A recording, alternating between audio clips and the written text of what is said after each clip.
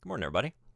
Welcome back to the book club, March edition, with First and Only, a Warhammer 40k novel by Dan Abnett. Ada, thank you for being first. How you doing? And hey, Jay DeBlady, what's going on? It has been a minute. How you been? Hopefully you're not in ads right now. You might be in ads right now. But if not, glad to have you. Good to see you.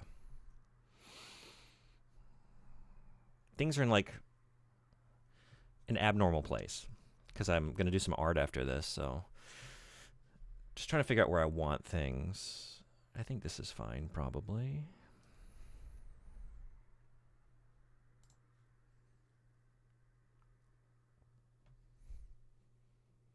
Oh, but then I can't see chat. Been pretty decent. Was logged off since October because of a pretty hefty tragedy. I'm so sorry to hear that. I'm glad to have you back. I'm sorry to hear about the tragedy. I hope you're doing okay now. It's good to see you, though.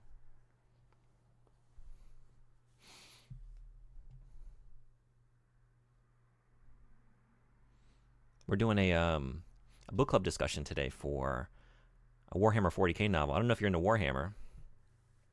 Grieflingers, it does. I'll be fine, though. If there's anything we can do in this community to support you, please let us know. But I hope you're getting through it okay.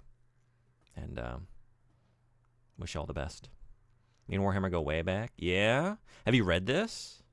This was my first Warhammer book. It's pretty sick, though. I liked it.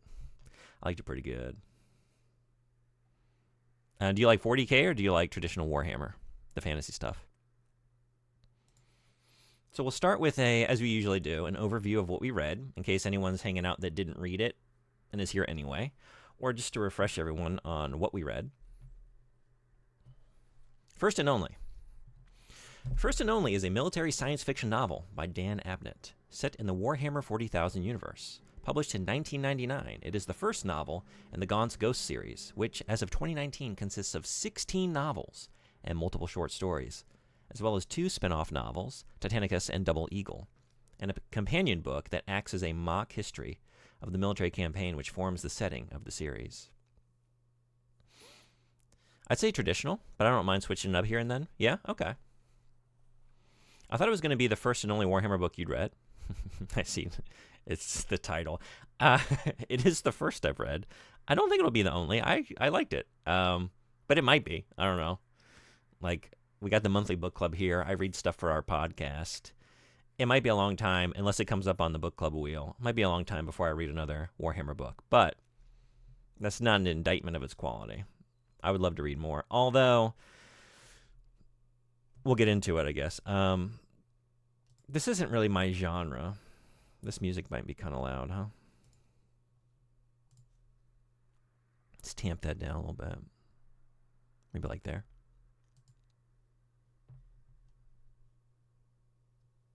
Yeah, I don't really read a lot of like military fiction, military sci-fi either. Although this is 2 months in a row that I have, and I've enjoyed both books. But that said, it's not really my jam. Loving the elevator music we got in here.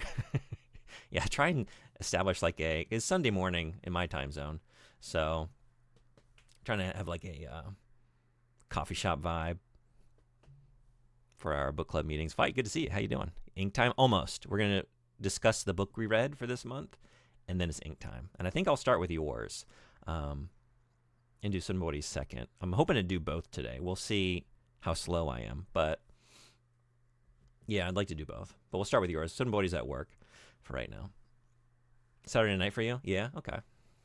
Less of a Saturday night vibe, although. So, the work is Abnett's first published novel, and was also the first novel published under Games Workshop's Black Library imprint. Prior to then, Games Workshop published short stories in its magazine Inferno, and a limited number of novels, including Ian Watson's novel Space Marine and Inquisition War trilogy, under the label Heretic Tomes. As of 2006, it remained Black Library's best-selling title. Synopsis.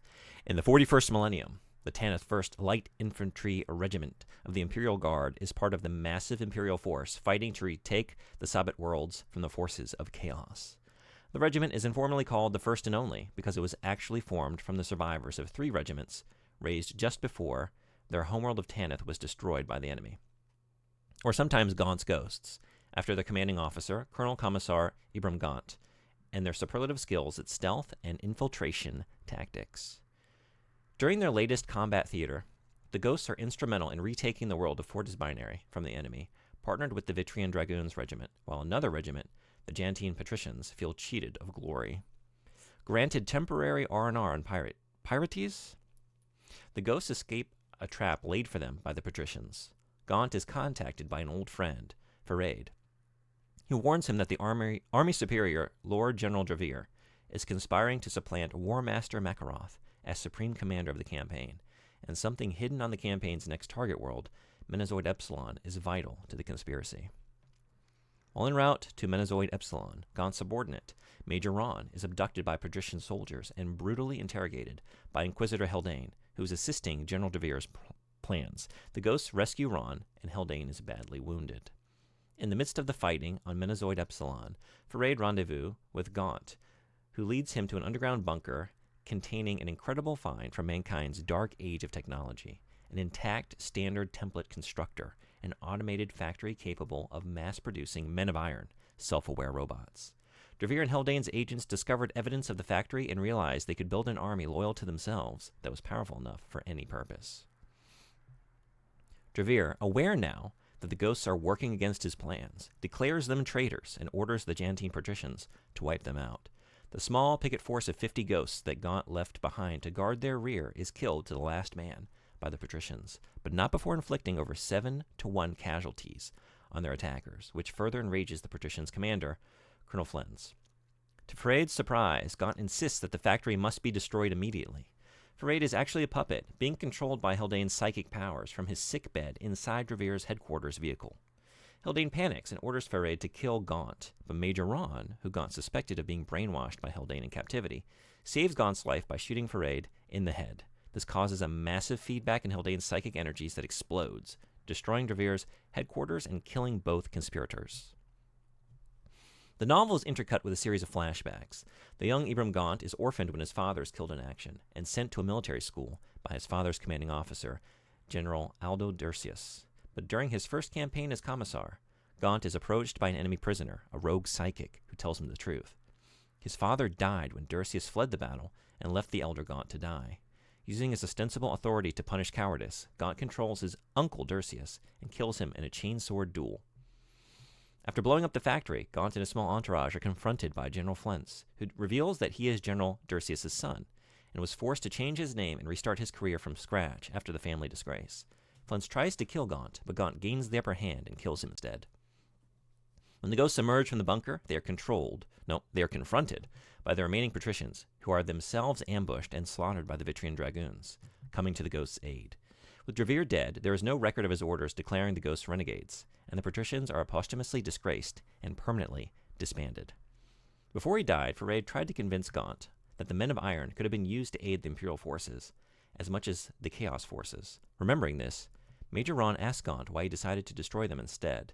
Gaunt confides that the same psychic who told him the truth about his father's death also predicted this dilemma years later on Menazoid Epsilon, and warned him that leaving the Men of Iron intact would lead to nothing but disaster. And that's the story we read.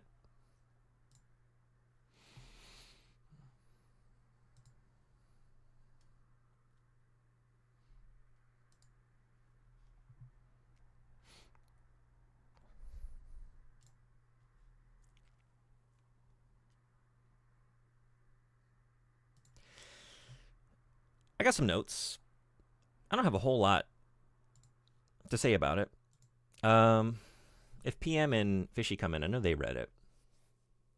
Would like to get some of their thoughts, but if not, I guess I'll just share a couple things and see if anyone shows up. And if not, we'll move on to the art.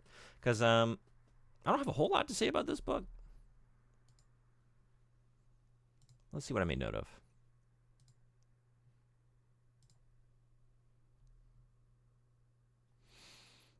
It is very well written. There's some great just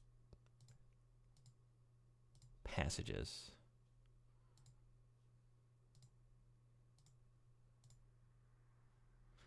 Dravir is a very good antagonist. Just craven, manipulative, brutal. merciless. And the description of him initially, Dervere was a career soldier with the pedigree of noble blood who was gripping the ladder of advancement so tightly with both hands that his feet were free to kick out at those on the lower rungs. Like, that is just a great description. And there's a lot of those through the book. I really enjoyed that one. And it's a very good description of him as a character. Like, that pretty much sums him up.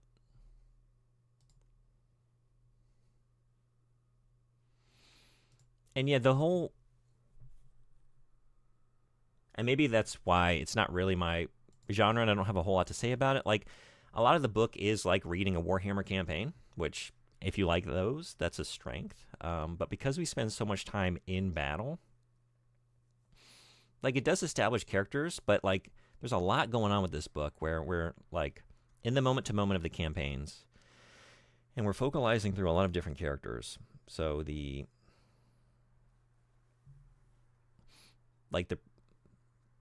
focus character, the protagonist of each individual passage changes a lot. And I don't know, it made it hard to, like, really establish much of a connection with some of the primary characters because I'm just, like, constantly we're oscillating away from them. And there's so many of them. Sorry, but talking about books makes me want to read the written versions of Resident Evil. Yeah? You know, if you have any interest, do you like those books? I do a podcast, and actually the 2 episodes ago, we covered Caliban Cove, which is I think this is the second book in the series. It's the first original story with Rebecca Chambers. But we just read that and talked about it. And we had some fun. It's a silly book. But we had a good time talking about it. But yeah, I know I read at least 1 or 2 more when I was a kid, but I don't really remember them very well. But I've not gone through the whole series. But yeah. So yeah, I don't know. I just, like, by the end, when some of these characters are being killed in battle, like, I just didn't feel a whole lot. And it's just because, like, I felt like I didn't really know most of them. Like, obviously, you get to know Ibram Gaunt. But even, like, Bryn Milo and, like, some of the other, like, very important characters, I felt like we didn't spend enough time with them and see enough of them outside of, like, skirmish and, like, the action for me to really feel any great way about them, you know. It doesn't build up the connection pretty much. Yeah, I just wasn't really feeling much connected to the characters. Like, it was a cool story. It's also, like, doing a lot with, like, we're constantly going back and forth in time. There are a lot of flashbacks.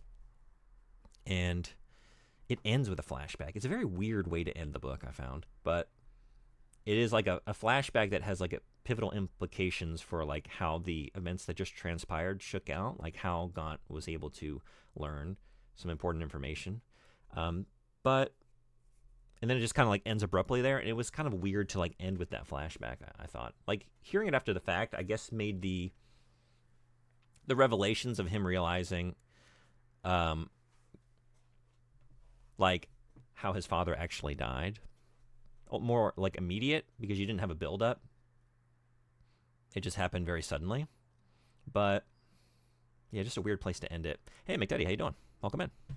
You ever read any Warhammer 40k novels? Have you read this one? The first and only. This is what we read this month. Oh, just a reminder, anyone in here, feel free at any time to suggest a book for next month. We'll spin the wheel after this conversation. I enjoy them, but I can't say they're good. Oh, the Resident Evil books? Yeah, I wouldn't say they're good. They're good. Same with the Doom books. I have not read those. I have read Masters of Doom, which is not a Doom book, but that was a very good time. But yeah, so all that aside, like, the plot is very interesting, and the action is very well written and it's exciting, and it's brutal. Like, characters, like, pivotal characters are just, like, gunned down, and just, like, the descriptions of them just, like, their upper half just, like, dissipated in a cloud of just, like, bone fragments and blood vapor. And just, like, yeah, like, it's the brutality of war and battle. And it did make it effective. And you never know, like, the stakes, I felt the stakes, despite not really feeling a connection to a lot of the characters. Definitely felt the stakes throughout. And the writing itself is very good, the descriptions. Colm Corbeck awoke. acknowledged briefly the thousand aches and snarls in his limbs and frame, and rolled out of his billet in the trench dugout. His great booted feet kissed into the gray slime of the trench floor where the duckboards didn't meet. I just like that phrase, kissed into the gray slime. And it throughout, it's just like grimy, gritty, nasty, brutal, bleak. It's the world of Warhammer, you know? It's not pretty. I started this intended to read this, but no, I failed to do so. I made it to like chapter 3. Did you like what you read? Wait, did you mean like for this current book club or just like in the past? Sliding down to the command burrow, Catherine noticed first Bryn Milo, the 16-year-old mascot the ghosts had acquired at their founding. Word was, Milo had been rescued personally from the fires of their homeworld by the commissar himself, and this bond had led him to a status of regimental musician and adjutant to their senior officer. Catherine didn't like to be around the boy much. There was something about his youth and his brightness of eye that reminded him of the world they had lost. It was ironic. Back on Tanith, with only a year or two between them, they like as not would have been friends. And do you guys like crazy books? I love crazy books. What are you thinking of for the current book club? Thanks for participating for a few chapters. Lack of interest or just lack of time? Any reason you fell off? I owned it for years, though. I bought a humble audiobook bundle, and I've only read one so far. Okay.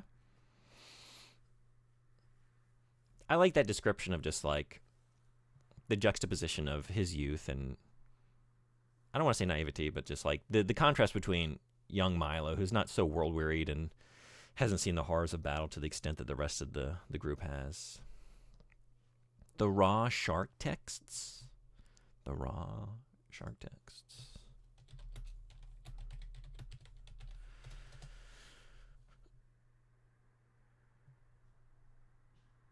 Okay, I'll take a look at this. You recommend it? I don't know this author either. Stephen Hall. Yes, sir? Okay. Lack of time. I got it caught up with other books and needed to listen to on my PC, which is harder for me. Oh, yeah, that would make it tough. Normally, I got audiobooks going on my phone while I do stuff. Gotcha.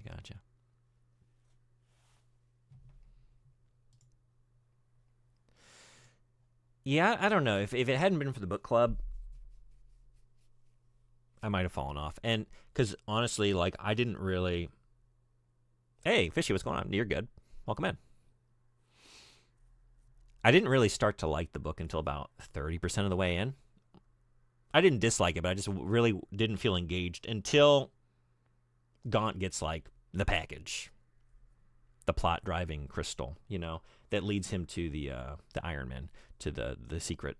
But yeah, until then I was just like, I don't know. It's a lot of Warhammer skirmishes, but that's when like, okay, things are coming together, and I'm in. You felt the same? Yeah, I wouldn't say I'm struggling, but like. I was saying this a little bit ago, like I just felt like I didn't have much connection to any of the characters. It's like jumping around so much. It's constantly oscillating between all these different characters. And I felt like I didn't spend enough time with most of them to really, like I constantly had to look back like, wait, who was this again? Like which guy is this in the crew? And I just feel like you don't get enough time with them to really feel much about them as characters, aside from a few like pivotal ones. Yeah, I had zero connection as I know zero of them. But further on, I felt fine with them. Yeah, same. Like, it took a while to get there, but I will say it requires a lot of attention to detail, and you need to be good with metaphors. Okay. Cool, I will check that out. I have some issues with the 40K universe for me. I'm just not drawn to it. Yeah, what are your issues? A little bit too manly man book for me. Yeah, it would definitely, like I was saying, I don't really seek out, like, military science fiction. I like more just like, I don't know, like whimsical space operas and stuff like that. Or just like, a good like roguish captain hopping around the stars. Like that's my kind of shit. So like military stuff, not really for me, but we've had 2 books in a row that way. I definitely liked Dust World a lot more. Like I want to read more of that series. Like I think I'm kind of good on Warhammer. Not that I had a bad time, but like that book really got me. Like I really like that series. Even though I think this is a tighter narrative, like it feels less contrived by the end. It feels a little neater and like better constructed and well written. But Dust World and those Undying Mercenaries is just like more my kind of thing in terms of its like tone and the sense of adventure. Not a huge fan of when books jump around in time. Yeah, I like it, but I definitely see how it can not be somebody's thing. And also, like, if it's a shorter book, I feel like you need to have more time in, like, you need to make sure that you've had ample time in, like, the present time with your characters to know them and understand the stakes before you go jumping around exploring, like, various points in time and backstory, you know? Or else, like, you kind of get lost in the shuffle, I find. I don't mind military fiction, but Warhammer is a little much into the ultra-serious, hyper-religious, grim-dark feeling. I think it overwhelms me since I don't get breaks from it. This one was, like, kind of unrelenting. It's a very bleak world, very brutal, which was a strength in terms of, like, the stakes and the plot and just feeling like, I don't know, like, the quest itself was really good, and, like, the final revelations and coming upon, like, the way that it's written when they discover this complex of all this lost technology, and it's really cool, and the battles are, like, very well written, and because of the brutality, like, you just feel the impact of them. But then, yeah, because it's unrelenting, that kind of impacts what I'm saying about the characters, where, like, we don't have a lot of levity, we don't have a lot of scenes of them just, like, hanging out and, like, getting to know them more as, like, three-dimensional people outside of their roles in Gaunt's Ghosts. Always is. 40K is very bleak and grim. Yeah, I was saying, like, it seems like a great Warhammer campaign. Like, if that's what you're looking for, it definitely delivers. Did you have any favorite things that, like, scenes or characters or things you want to talk about, Fishy? I was just going through my notes as usual, seeing what I had highlighted. I don't know why I highlighted this. Let's see.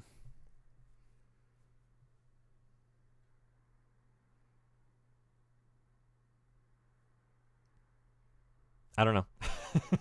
Maybe I had a thought when I was reading it,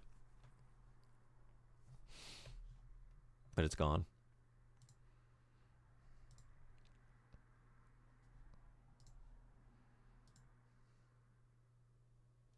Oh, maybe I was just highlighting, like, to, like, kind of bolster the point, like the immediacy, the brutality of, like, the battle scenes. There was a crackle of laser weapons and several screams. More shells fell. One of them found the center of a nearby communications trench. Then the screaming became real and immediate. The drizzle that fell on him was no longer water and mud. There were body parts in it. Hey, Cathedral, what's going on? Eggs. Thank you for the 25 stream streak. Thank you. Really appreciate it. How you doing? Did you just finish? Because I thought I saw you streaming when I started. Honestly, not that much comes to mind. It's very one note, but it's clearly not. I don't know. Like, I loved reading it, but it doesn't stick with me as well as some other books. I know exactly what you mean. I'm the same way. Like, I'm kind of struggling. Like, I don't really know what to say about it.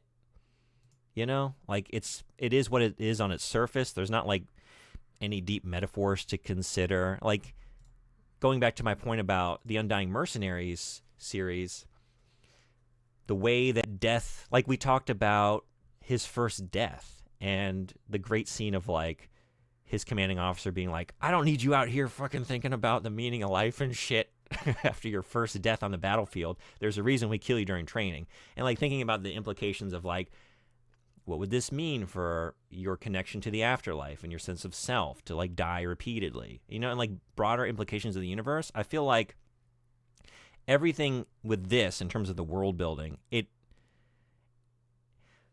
described the hierarchy and the functioning of mostly military stuff in this universe, which is interesting, but I feel like it didn't have, like, broader philosophical implications. Like, it didn't leave me in wonderment about what existing in this universe would be like. You know, it's very much just, like, to the point, describing how these legions function. And beyond that, I didn't really spend any time thinking about it, you know? One thing I'll say, looking at this over the book I'm currently reading, I love the small size of the paragraphs. It lets the action actually flow, unlike the massive ones in some higher literature. Oh, yeah? There are a couple pages that's just, like, it is a big block of text. But overall, yeah. I see what you're saying. My Paper Mario game crashed? Oh, no, and the program wouldn't open? My totally legit hardware and copy of the game, that is. So I'm kind of crashing out right now. I'm so sorry to hear that. Wait, can you not get it running again? Oh, it won't open. The program won't open? Any idea what's going on? I hope you figure it out. That sucks. I think the intrigue aspect of it was more interesting from a 40K book. As much as you can call it intrigue.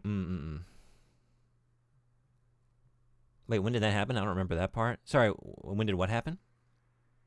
It's a big, dumb action movie, and that's totally fine. I can definitely see the 40K series being more interesting once you read more of it. Yeah. Definitely. And it is like, it's the first book. Is it his first book? I just read this, but I think it was. It was definitely his first book in the universe, but it is his first published novel. Yeah. So for a first novel, like, exceptional. Really good work.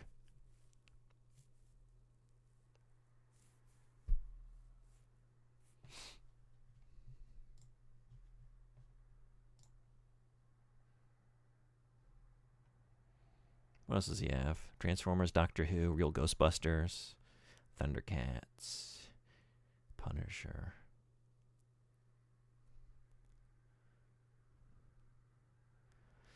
Very prolific. I don't know that I've actually read anything from him, though, until now.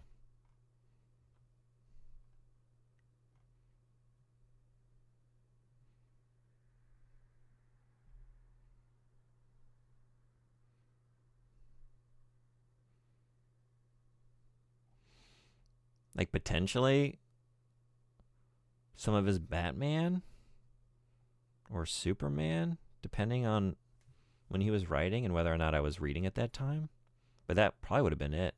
Nothing else in terms of comics.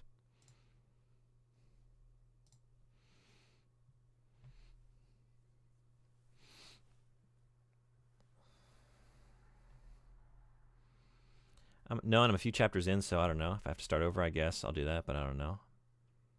My mod is helping me figure out what to do. Man, I hope you figure that out. That really sucks. Really sorry to hear that. He died multiple times. Maybe I heard wrong because I was zoned out. Oh, no. In the other series that we read last month, The Undying Mercenaries, yeah, they have this alien technology that allows them to be regrown, they call it. But basically, they upload their consciousness.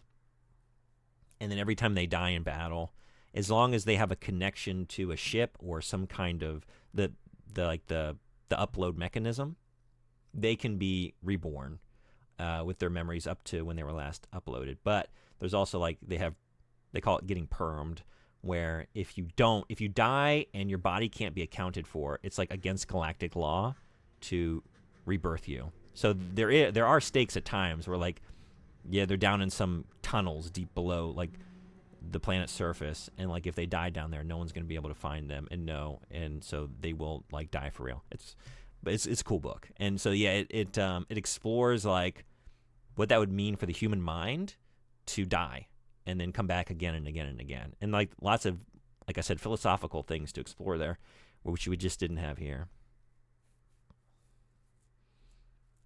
I was about to say that for a first novel, what I read was legit. Yeah, I agree. Like most of what I highlighted was just like some really good individual passages, not necessarily like narrative stuff, but just like good writing.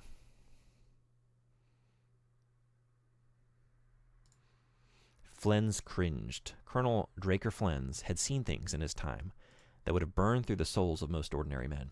He had watched legions die on the wire. He had seen men eat their comrades in a frenzy of chaos-induced madness. He had seen planets, whole planets, collapse and die and rot. There was something about General Drevere that touched him more deeply and more repugnantly than any of that. It was a pleasure to serve him. I love that last line. And again, I highlighted this earlier, like the initial description of Drevere as like, he's a man that, what was it? I don't want to get it wrong because it's a really good little description. He was a career soldier with the pedigree of noble blood, who was gripping the ladder of advancement so tightly with both hands that his feet were free to kick out at those on lower rungs. Like, just some really good writing. Like, that's good shit.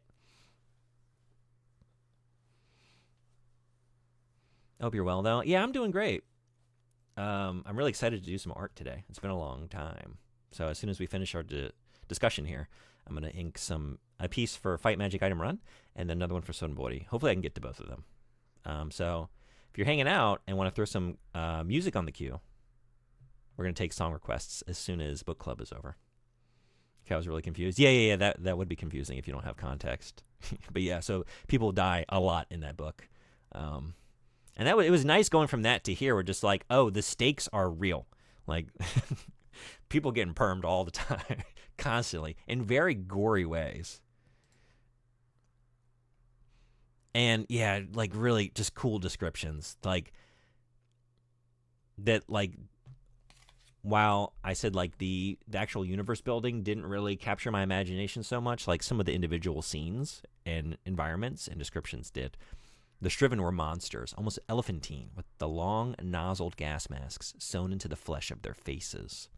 Their body armor was a dull industrial green and rubberized. They had taken the protective garb of their workspace and made it their battle dress, daubing everything with eye-aching symbols.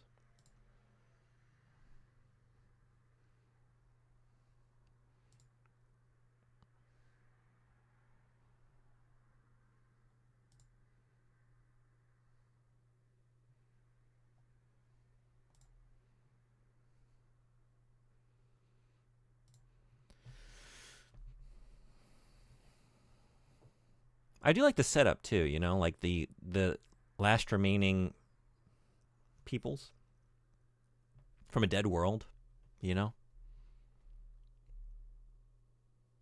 Like I said, the stakes. You always feel the stakes. And it does like imbue the entire story with just like a kind of sad, kind of somber tone. It's bleak in multiple aspects. I admire him. I will follow him anywhere. That's all there is to say. I left my homeworld the night it died, and I've been fighting for its memory ever since. We Tanith are a dying breed. There are only about 2,000 of us left. Gaunt only got away with enough for one regiment. The Tanith first, the first and only. That's what makes us ghosts, you see. The last few unquiet souls of a dead world. And I suppose we'll keep going until we're all done.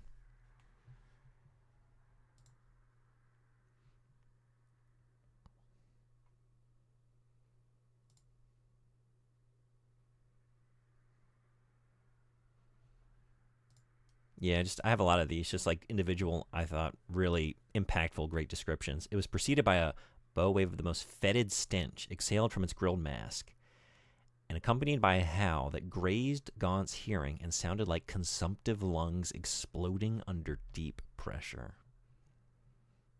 I like that one pretty good.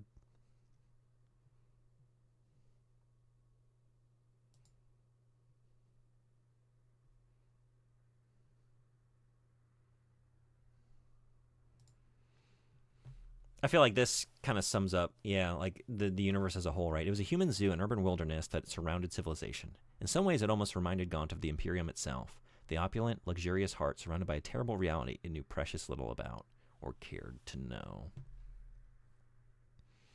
Like, you get hints of just, like, civilization, culture, society, but, like, you don't really see it. All you see is just war, dystopia, just, like, bleak violence, and like all the locations are just like the dredges, you know, the back alleys, the immiserated neighborhoods, on just like stagnant worlds, you know.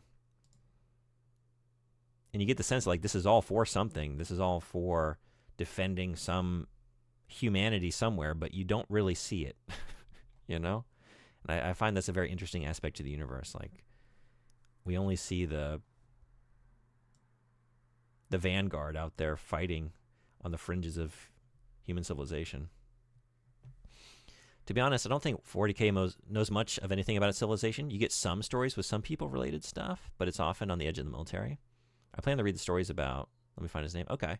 Yeah, I'd be interested to know. Yeah, I don't really know much about 40K. I played it a little bit, mostly just painted the miniatures way back in the day. But, like, the whole time I was reading it, like...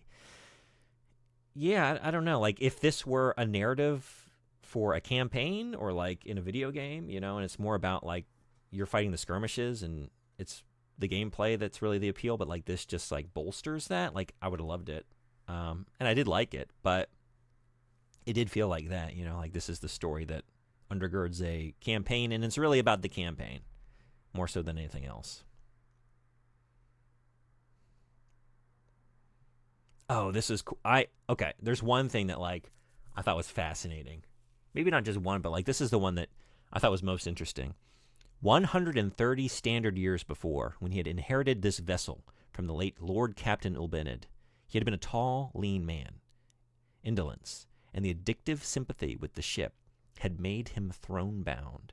His body, as if sensing he was now one with such a vast machine, had slowed his metabolism and increased his mass, as if it wanted him to echo the swollen bulk of the Absalom. The conveyance vessels of the Adeptus Mechanicus were not like ships of the Imperial Navy, immeasurably older and often much larger. They had been made to carry the engines of war from Mars to wherever they were needed. Their captains were more like the princeps of great walking titans, hardwired into the living machines through mind impulse links. They were living ships. Like, that is a fascinating, that might be one of my favorite passages in the whole book. Like, the implications of that and just the image of that. Just like these long-lived captains or people just like fusing with their ship, you know? And it's so gross. Caiaphas Cain, I think he's an intelligence agent or something. So you hear a bit more of him seeing stuff. Caiaphas Cain, okay. Let me take a look at that.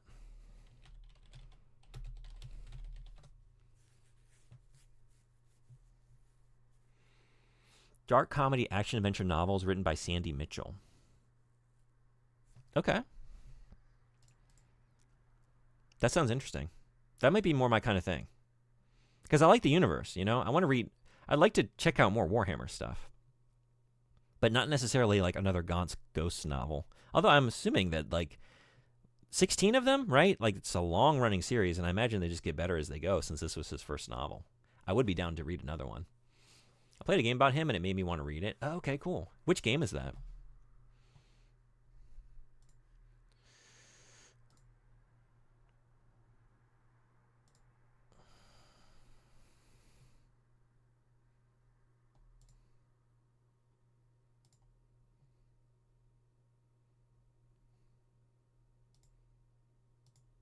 That's a long one. Okay, let's see why I highlighted this. I don't know. Major Brocus denied the Vitrians for as long as he was able. Oh, I do remember. Screaming in outrage and despair, he smashed back through his own ranks to confront the Vitrians with Farron's massive autocannon. It was in no way the death he had foreseen for himself, nor the death of his celebrated company. He bellowed at his men, admonishing them for dying, kicking at corpses as they fell around him in a raging despair to get them to stand up again. In the end, Brocus was overwhelmed by a stinging wash of anger that, having come so far, fought so hard, he and his patricians would be cheated of everything they deserved, cheated of glory by this inglorious end, cheated of life by lesser, weaker men who nevertheless had the resolve to fight courageously for what they believed in. He was amongst the last to die, as the last few shells clattered out of his ammo drums, raining into the Vitrian advance as he squeezed the trigger of the smoking, hissing stubber on full rapid. Brocus personally killed 44 Vitrian dragoons in the course of the Jantine First's last stand. His autocannon was close to overheating when he was killed by a Vitrian sergeant called Zogat. His armored torso pulverized by Zogat's marksmanship, Brocus toppled into the flecked mica sand of the valley floor, and his name, bearing, manner, and being was utterly extinguished from the imperial record. And there's just a lot going on in that passage, you know? I love just, like, having a moment to just, like, vocalize through him and, like, have a chance for him to express, like, what is his, like, his last moments in this world, just, like, anger, you know? Just, like, we should be victorious in this, feeling cheated, you know? And, like, kind of moving from that, like, stepping outside of himself, you know, it, like, oscillates between just, like, almost like an internal monologue. You have that, an omniscient kind of narration, but then it kind of steps out of himself, and you get, like, the more factual, just like, and he got 44 of them taken down, and then was just, like, torn apart, you know? And just, like, I always find that kind of compelling, where it's the Blade Runner thing, you know, just like tears and rain. Like this moment of great courage, this very cinematic moment of this warrior giving it his all, fighting a lost cause and being torn apart. And then just like, and all memory of him is lost to time, utterly extinguished from the Imperial record, you know? No one will tell the tale of this great moment, this great battle, at least not from his perspective. I thought that was a very good passage.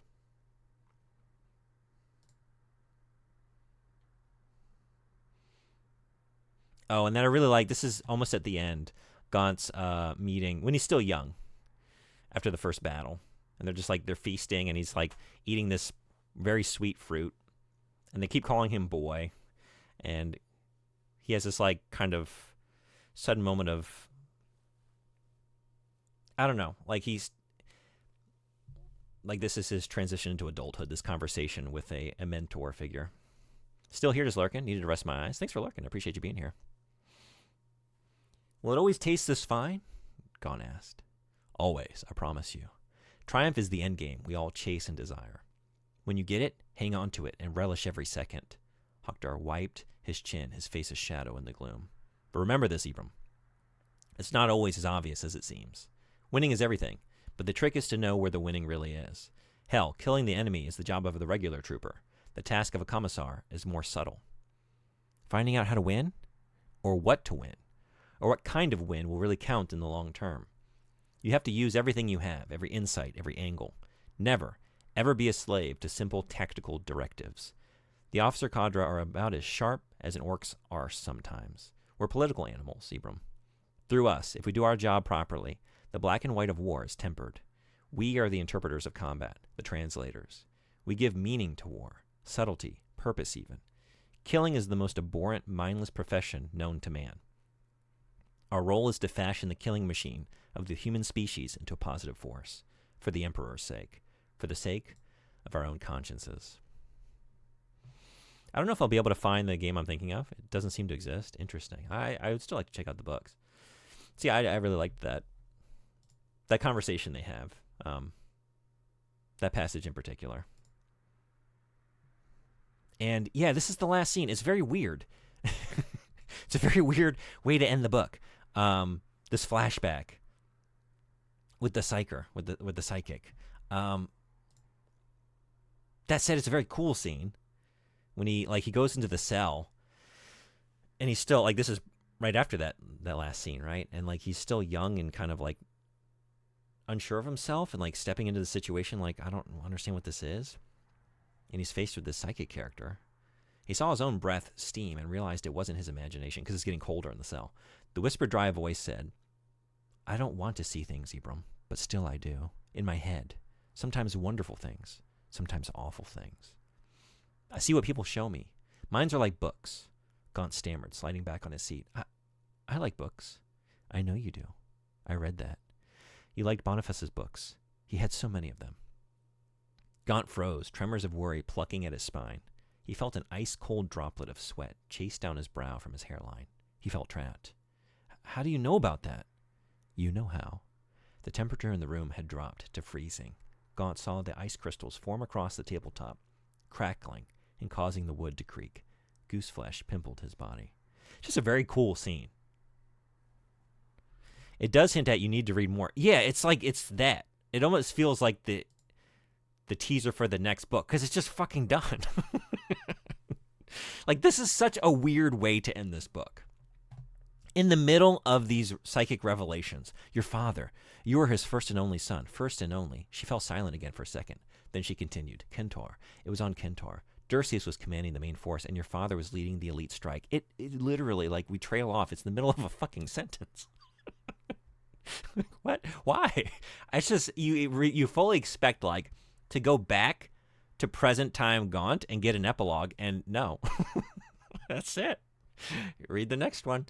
And I don't know, like, it's not a criticism. Like, I didn't dislike it, but it's just, again, it's so weird. I don't know. It's one of the weirder ways I've found to end a book, like, in recent memory. Yeah. But anyway, that's kind of all I had to talk about. Fishy or anyone else, did you have anything with this one?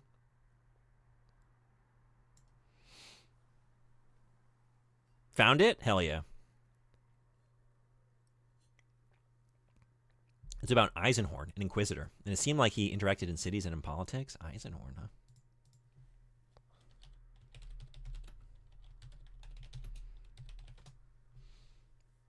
Oh, is it Eisenhorn Xenos? Never heard of this. Third-person science fiction action adventure? Generally unfavorable reviews, but did you like it?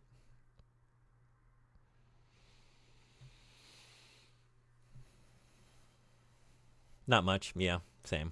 I just liked it base, but not much to speak of. Yeah, it's one like going in today. Like I've had this with a couple books. Like if no one else really has something to talk about, I think I'm going to be out of here in like 30, 40 minutes. Like I don't really have a lot to say. But it was a good read. I did, but we both know I like jank. Yeah, okay. And you know I like the jank too. So, okay, I will check it out. That was the game I played, and he has several books. Okay. And I might have to replay it to see if it's still good to me. I will take a look at it. All right, well, if there are no other thoughts, that was Gone's Ghosts, first and only.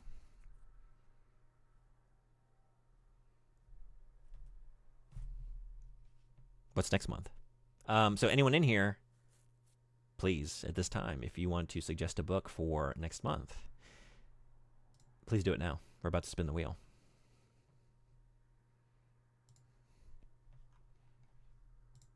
Right now. Oh, yeah? Okay.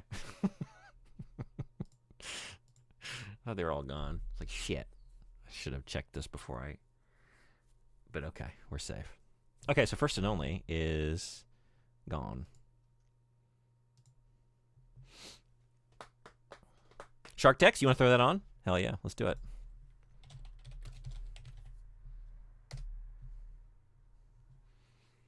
All right, so we got the original I Am Legend. The original. I mean, there's only one. I don't know why I said that. Not the book with Will Smith. We got The Way of Kings, which if that... I said this last time. If we get a Brandon Sanderson, that is now it's now a 2-month book club. There ain't no way. We will reconvene. And I think... I didn't think about this. I'd like to still meet every month. So maybe we pick just like a manga or something. Or something real. Or maybe we do I Am Legend. That's a very quick read. And we can be working on Brandon Sanderson in the meantime. Or just like read I Am Legend, you know. Again, it wouldn't take very long. I think if we hit The Way of Kings, maybe we do that. Maybe we just discuss, like either do like some kind of graphic novel or something. Or just I Am Legend. Something real quick. So we got those. Restaurant at the End of the Universe. What is is Peripheral? Is that the William Gibson book? I'm trying to remember. One of these is, but I'm not familiar with this particular book. I think that's the William Gibson, right? It is. Not now, but remind me to put an Interview with a Vampire on here eventually, closer to Halloween or something. Okay, cool. I would love to reread that. Because I haven't since, I don't even know. Was it like maybe high school? I remember liking it, and I remember wanting to read more from Anne Rice, but I never have. Vampire. So the first Vampire Hunter D novel, The Witcher: Sword of Destiny. And what is Crescent City again?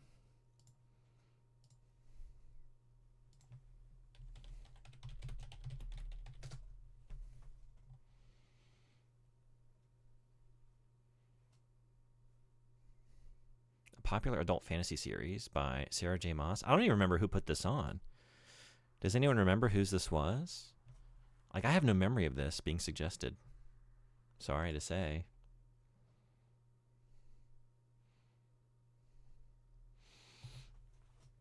I wish I enjoyed Gibson's writing more. I love his worlds. Yeah, I've only read a couple books. Neuromancer. What am I thinking? No, yeah, Neuromancer, right? Well, yeah. I had a moment. It's like, wait a second, am I mixing this up with the Neil Stevenson? But no. Yeah, that one, like, that's a very cool novel, but, like,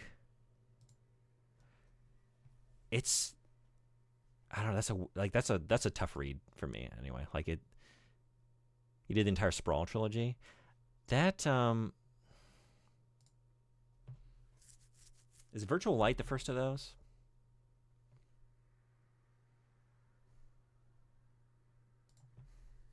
Book recommendation: the entire One Piece series. You know, to that point though, like we could do a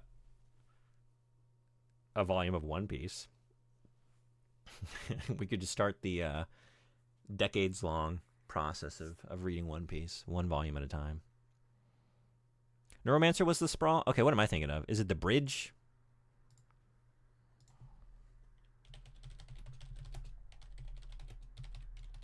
Yeah, Neuromancer is really cool, but like conceptually, and there's some very memorable scenes, but also like I don't know that. I feel like that's a narrative that kind of keeps you at arm's length. Like I felt distance from the text, which I think is on purpose, but it's just one of those, you know. Virtual Light is that one I really liked.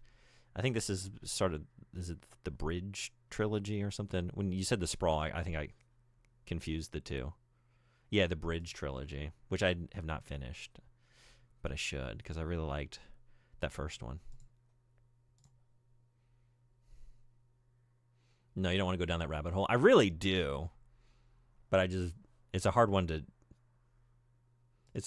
start, you know, because you just know like, oh, this is a years long journey, and that's if you even keep at it. Mona Lisa Overdrive and Count Zero were next, I think. Okay, yeah, the Bridge sounds about right. I do have it on my wish list. Yeah, I thought that first one was very good. I liked it a lot better than Neuromancer, but just never read any further. Hey, 99 Diamond, what's going on? Welcome in. We're just finishing our discussion of, what did we read? First and Only, a Warhammer 40k novel. We do a monthly book club. And we're picking our next book. If you have any interest in joining, feel free to put a book on the wheel. We're about to spin it. Decide what we read for April. But we meet at the end of every month at this time. Yeah, it was recommended to you. I remember really liking it. It's been a long time. 13 Reasons Why.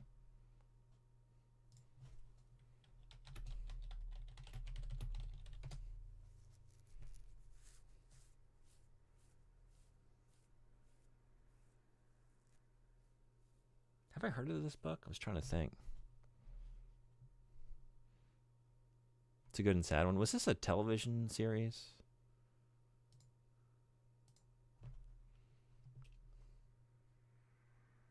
It was? Okay. Maybe that's what I'm thinking of. Netflix series? Okay, gotcha. Yeah, because I feel like I remember some of my students talking about that. I have not seen it.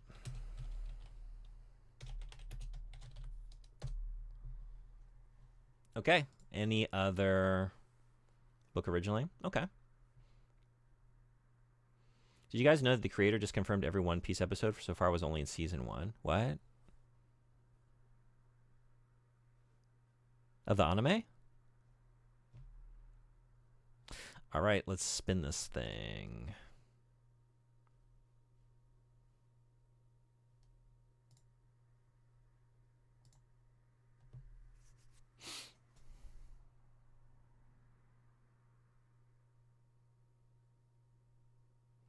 Crescent City.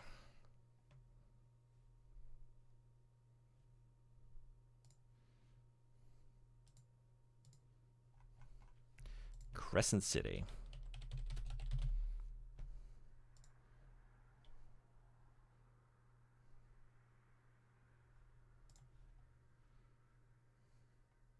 A fantasy book series by Sarah J. Maas, author of A Court of Thorns and Roses series. Crescent City follows Bryce Quinlan, a half-fae, half-human girl in her life on Midgard. As of January 2024, the series includes 3 books: House of Earth and Blood, House of Sky and Breath, and House of Flame and Shadow. There will be a 4th book added to the series. However, an official date has not been announced. I wish I could remember who put this on here. Does anyone remember? You've read this? You have these? Oh, hell yeah. Okay. So you're good to go. Well, we would love to have you back next month. Oh ho. Not gonna lie, I'm kind of bummed. No offense to the person who chose this. I really, really want to read The Witcher or Vampire Hunter D. We keep striking out. But maybe some month soon we'll finally get either of those. So yeah, Crescent City. I'm excited to check out a new series. Despite I shouldn't dwell on that. One of these days soon we'll finally get to read Vampire Hunter D, and I'm very much looking forward to that day.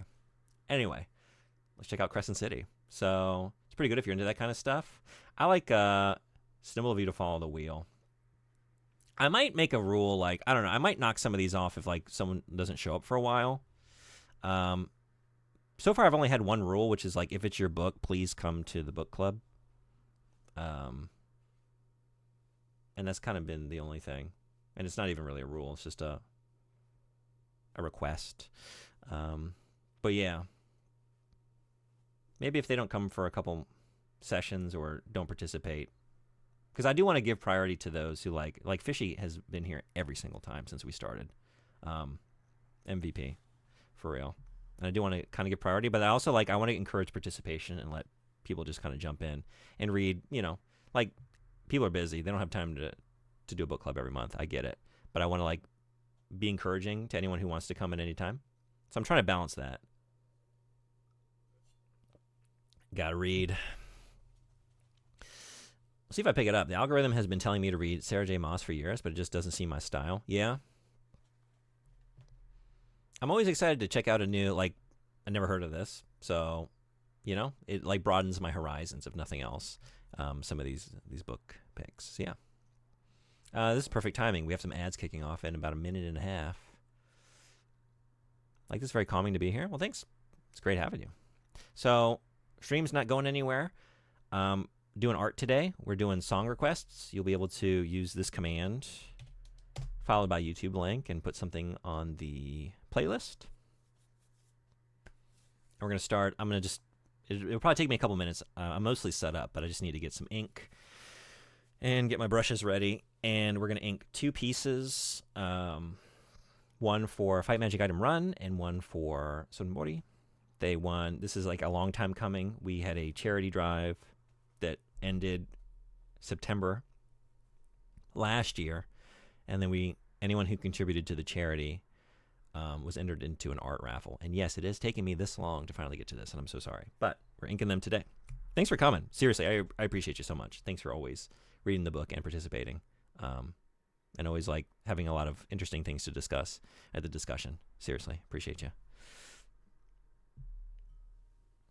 So yeah, we're going to do some art. I will be back in a couple minutes. And we will listen to your tunes and ink Fight and Sonbori's art. So I will see you then.